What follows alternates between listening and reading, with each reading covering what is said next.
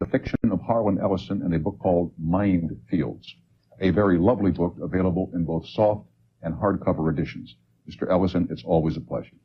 Mr. Snyder, I am quietly humble and proud to be here. Oh, stop.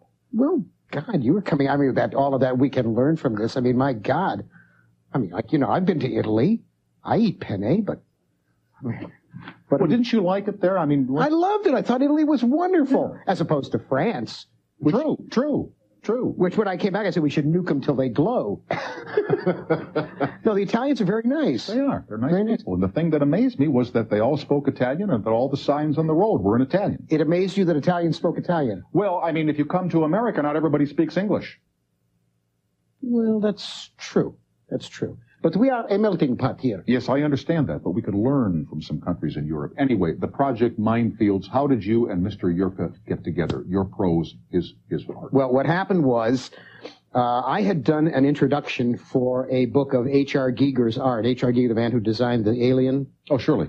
And the publisher is a man named Jim Cowan, and his company is called Morpheus International. And he publishes coffee table books of fantastic artists, surrealists, so on. And he had done one of my books. He'd done very well with it. So he called me one day and he said, "Look," he said, I was at an art exhibition, or maybe it was the art show here in town, and he said, "I saw this fabulous Polish painter, and I'm going to do a book of his stuff, and I'd like you to write the introduction." I said, "Oh, God, Jim, please, I've done enough introductions." Right, and by the way, are you an art aficionado? Are you a fan of it? Yes. Okay, so it would be in keeping with your own love to do this kind of an introduction. Well, I've done a lot of introductions for different art books and comics, and I very much like the visual, because I'm frustrated because I cannot draw at all. Right. And he said, "I really want you to do this." And I said, "Please, I've done enough introduction. Running Water, introduced by Ellison. Here's a roll of toilet paper, introduction by Ellison. Enough already. We've had this." So he said, "Well, at least look at this guy's stuff." And I said, "All right." So he came over with a folio of Jacek's art, and I looked, and the first one I saw was this, and my mouth dropped open. I said, "This is astonishing stuff." Well, the more he showed me, in about 20 minutes, I said, "No, I will not do an introduction." I said, "But I will." He wanted to do 30 paintings. I said, "I'll write 30 short stories around 30 paintings." Wow. And he thought I was kidding, and I said, "No, I would do it." Now, originally what I thought I would do was I would write a 4 or 5 line kind of aphorism for each one. Yeah. Didn't happen that way. When I got to the first story that I did was this one called Twilight in the Cupboard. No, I'll hold it up. I got it right here. Okay. Twilight in the Cupboard. When I got to that, and it shows a cupboard, and it's got all of these things on the top, but there's a little church there, and there's hands coming out of the drawer. And I said, how interesting. So now I start writing the story. Well, the story turns out to be about 2,000 words. Then the problem was I had to explain it. When I explained it, the author's note that I wrote ran 7,000 words. And you know what we say, if you have to explain them. Oh, yeah. Well, I know. What it was about the Holocaust, and about assimilation, and about the people who always thought they could escape by pretending they weren't Jewish, and how they wind up living, all of the souls of the dead Jews are living in this cupboard. And I had to explain all that. And I get into it, and I start talking about skinheads, and what pustulant rodents they are, and how, and I go on and on and on, and it's this long thing. So I figured, okay, now I can't do 3 or 4 lines for the other stories because they'll all be unbalanced. So each story winds up being longer than the others, and I wind up doing this very long book, and I did 33 stories around 34 paintings. And I would, if you would show The Silence, which is on page 40. I will indeed. It's very short, and I'll read it to them so they can see the kind of thing that I did. And it holds, in fact, with your religious tone of the evening. Now, wait a second. Let me just they're the page numbers. Down on the bottom, page 40. I know. Please turn in your... Okay, The Silence. Be this one right here on the left-hand side. Now, the camera comes in on that one. There it is. Okay. You got a good shot of that? As good as we're going to get. Okay. This is the cathedral in which your cowardice has been enshrined. The silence at the pulpit is the silence we heard when you did not answer cries for help. In the eaves of this holy place are the festooned remnants of the friends you did not come to assist. In the darkened rooms up rotting staircases are the tattered faces of lovers you betrayed. Here your mother, there your father, both gone now and neither with any degree of calm or joy. Here is the sanctuary of your lost chances. There is no pastor, no choir, no stewards, no supplicants. It is a congregation of one. You will worship here all the remaining days of your life, and at night your spirit will kneel on broken glass in the pews. Now, that's heavy, kid. You know that. And I know exactly what you're saying. Yeah. But why did you choose to see the silence in this church in negative rather than positive terms? I have no idea. Some of these stories are very positive. I know they are, and very happy. Others, there is a quality about these. For instance, it's a ruined roof. The roof is ruined. Right. There is hay coming out of one of the apertures. The church is in a state of dishabille, without question. But I'm just curious because you could have just as easily said something positive about the people who did not turn their backs on their friends and their mothers. Well, I have in other stories. In this one, I chose to talk about people who are not responsible, people who are cowards because they prefer to say it's not my problem. Mm-hmm. I'd rather look elsewhere. I'd rather do something else. And the casual betrayals of someone at work who needs you to come forward and say, she didn't do it. It was this other guy. Right. And they don't, because you don't want to put your own ass on the line. Mm-hmm. So I have no idea why it was each of these stories turned out the way they did. You know, I was curious. You know how when you read an article that somebody has written about another person and how sometimes they just nail them? Yeah. And sometimes a writer won't quite get it. Like the piece you just read, The Silence, you nailed it. You know what I'm saying? In those 8 lines, you nailed something very important in terms of responsibility and awareness. Are you conscious of that ability, or does that just come out of your typewriter or your pen? It's long and hard learned. Yeah. I did a lot of newspaper work. I've done a lot of nonfiction. I know you have. And I think I learned it from Steve McQueen. Of all people, I learned it from Steve McQueen. I did an interview with Steve. We became friends. Let me have you hold it, kid. I got a commercial waiting. We'll continue with Harlan Ellison, who is, what can we say, co-author?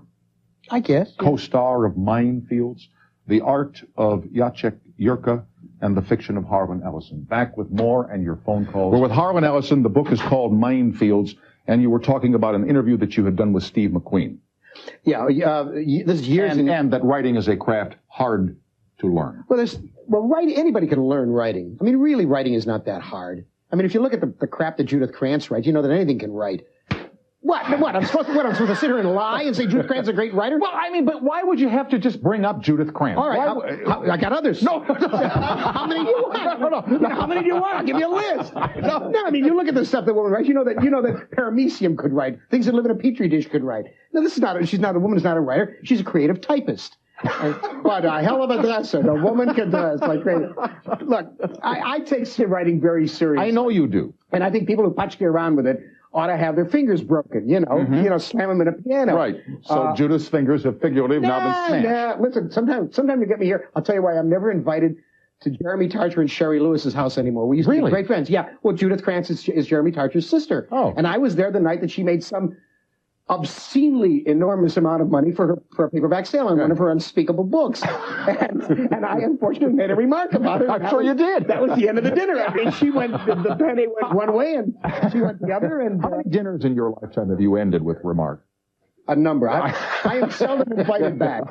Ronnie McDowell is the only person who's ever invited us back to dinner. Uh-huh. He's a nice man. He's a very nice man. He's got a very high BS throshhold, apparently. But no, we eat at home a lot. Listen, I've been thrown out of 7-Elevens for Anyhow, where were we? Oh, we were... Steve McQueen. Steve McQueen. He was a remarkable guy, and I was assigned to do a piece on him. He had just shot Bullet. Oh, sure. The film Bullet. Yeah. And I was assigned to do a piece on him by one of the Hearst magazines, and we got to know each other. And he was very, very cautious guy to know, because he used to say, everybody tries to cap me. Everybody tries to, sum me up in a few words. Yeah. And I said I wouldn't do that. And he came to like me. He called me Huckleberry. I don't know why, but he liked to call me up. And we got pretty tight. And we wound up at one point. He had made an arrangement. It was the only time he went on television after he had done Wanted Dead or Alive. Mm-hmm. The only time he went back to TV was he did the Ed Sullivan Show. And Sullivan came out into the high desert. Steve had said he wanted to promote, Warner Bros. Wanted him to promote Bullet. He wanted to promote Solar, which was his production company that made dune buggies. Mm-hmm. And they said, okay, we'll combine them. We'll shoot it out in the high desert in the dune buggies. Right. And like that. And then you'll plug Bullet at the same time. Exactly. So we got out there, and it was bad. It was like 125 degrees, 130 degrees. Ed Sullivan had a colostomy bag, and he had to keep changing his shirt. They had about 40 of these blue shirts that he wore, and they had to keep changing them every 15 minutes. And it was a real bad day. And at one point during the shooting, all of a sudden, McQueen stops and he looks around and he says, "What's that whirring sound?" And everybody goes, "What whirring sound?" What whirring sound? Nobody hears it all of it. I mean, we've heard it all afternoon. He heard it for the first time. And he walks over to one of the cameras. Warner Brothers had sent him crappy equipment. Oh, the camera? The camera was making the noise. And he was such a perfectionist, he would not allow it to be shot. There we are standing in 120, 130 degree heat. Everybody's schwitzing and dying. Yeah. And he said, "We got to get different cameras. Send back to LA, get different cameras." The lesson I learned from that was that at some moment in an interview or at some moment in writing a nonfiction piece, the truth will be revealed to you. Exactly. Through a peephole. You've done it in interviews. I've watched you all the time, man. Yeah. You see through, and you suddenly see right to the heart of that person. You know exactly who they are. And in that instant, when he could have flayed some poor camera guy, he could have insulted the people who schlepped the equipment. He didn't. He took charge, man. He became the man. The leader. Absolutely. And he said, do this, and we will all go back to town. We'll go to my house. We'll sit in the cool till we come back. I want you to go to the airport, get a chopper, go get the cameras, come back. He had it all like, it was amazing. Laid out. He laid it out. Absolutely. And I said, this is the core of what this man is really like. Because a petty guy would have stomped his little foot like Barbra Streisand. Sorry, another name out of the past. She owes me $18. I'm entitled. Woman stole $18 from me many years ago. What do you mean she stole $18? We both sang in the same club before she ever got her first gig, and I Can Get Up For Your Wholesale. We both sang for a living, and we passed the hat. When she would sing, I passed it. When I sang, she passed the hat. One night, she copped the hat. It was $18. Am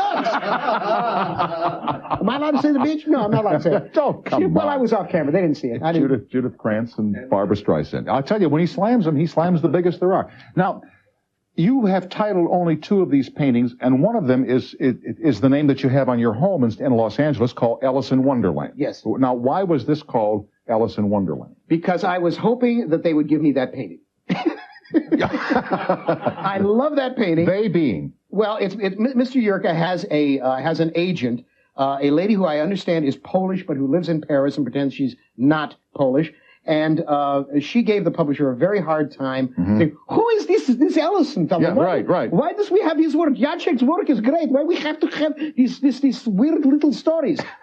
So with the notes, to which I replied what my mother used to say to me, like a wolf with a goldfish, lady. And so I titled that one Ellison Wonderland, and then this one here, which is called Susan, because I wrote it about my wife. About your wife, but not like the Ellison Wonderland. Where is the painting? How the hell I know? I don't have it. You know what these things sell for? No. Let me ask you a question. Cowan's in the other room. Ask him. They're about 50 grand a piece. You're kidding. I haven't got that kind of money. Does it look anything like this? No. Does it look anything? Yeah, it looks like, that's the pay. Where did you get that? Well, but it looks something like that, right? Yeah. Go touch it. It's real. You can hold it. It's yours. What are you saying? I'm saying it's yours. I can't afford this. Did I ask for money? Gotcha.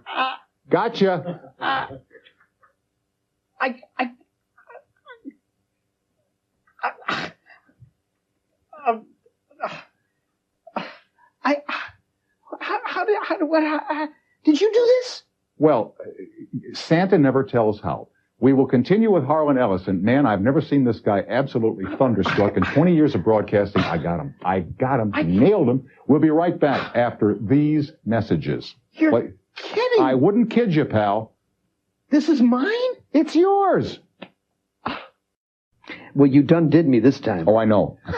Jim Cowan is in the next room. Your agent? He's the publisher of this book. He is the sweetest man in the world.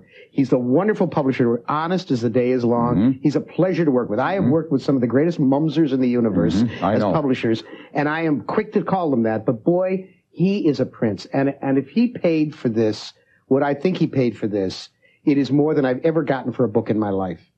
I'm just... Can I get one of those does-its? I got to, every time I watch You mean with a stick on the wall? Yeah, with a stick on the wall. Well, look, I'm talking right to the guy. Well, the manufacturers of the Does It, the commercial Does It, would you send me one? Send it to Tom. I'm dying to try it. If it's good, I'll give Tom a statement. I got to try it. It looks great. You're the guy just got the painting of his dreams. I can't talk about it. I can't talk. Hangs on the wall. I can't talk about it, man. This is just. But anyway, your publisher made this happen for you. Yeah. And he sent me a note, which you also read, that says if you have a heart attack or a seizure or he whatever. should send it to him because he's got a place over the sofa for it. Yes, I think what's really tragic, I think, is that we both told him he couldn't come to dinner. That's true. And he's a decent man. He does eat mashed potatoes with his hands, but apart from that, a nice fella. And I hear he loves Judith Krantz. Here is Steve on the phone in Minneapolis. Hi, Steve. It's Tom. How you be? Oh, pretty good. Good. Congratulations on the painting there, Harlan. Thank you. Thank you. I belong to a computer service called Genie. Oh, do you? Yeah, and Get a life. I know that you don't like it too much. No. It's not that I don't like computer services. What I don't like are the harebrained idiots who get on these computer bulletin boards and spend all night long bad-mouthing people with impunity, spreading gossip and doing ugliness. They are, you see, what bothers me about the information superhighway is that it is going to be traversed by the same imbeciles who are walking around without an information superhighway. Right. See, in the old days, guys like this would have a fanzine, and they were semi-literate, and they couldn't spell. Now they got a spell checker. Ooh, a spell checker means they can be complete boneheads, and they get on these lines, and they're very defensive about it. Oh, sure. They're like members of a devil cult who resent it when you say you shouldn't bite the heads off chickens. See? And that's what these people are. And every day I got friends who call me and they say, you should see what was said on Genie last night, what was said on Prodigy last night, blah, blah, blah. And I said, I don't want to know. I don't want to know. These people are spring-loaded vomit. That's all they are. I'm a nice fella. I don't want to know. Go away. Get a life. Stop sitting there and eating sweets. Steve, has he answered your question? No. No. Well, what part of that didn't you understand, Steve? Was it the spring-loaded vomit, Steve? I understand why you're saying that, and for the most part, you're right. The thing that I really liked about Genie, though, is that at least I was able to get some up-to-date information on what, you're up to, and to know when to run down to the bookstore looking for books. And there are nice things on the computer nets. I do not deny it. There's always wonderful stuff. It's like a knife. A knife can carve a piece of sculpture. A knife can carve a piccolo for a child. A knife can also be used to behead a woman in the street. Yeah.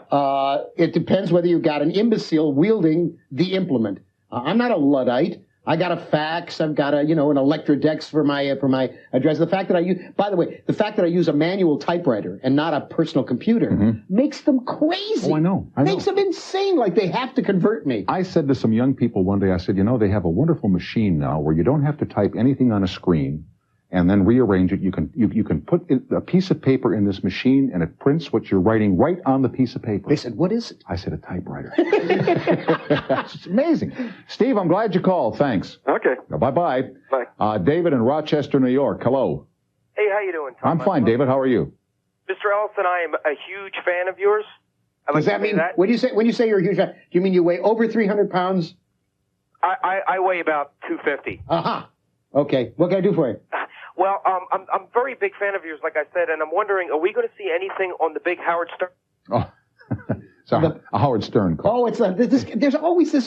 I swear to God, Howard Stern must hire these people for a pittance to call people and ask about Howard Stern. Actually, Howard Stern is a transvestite. I'm not sure you know this.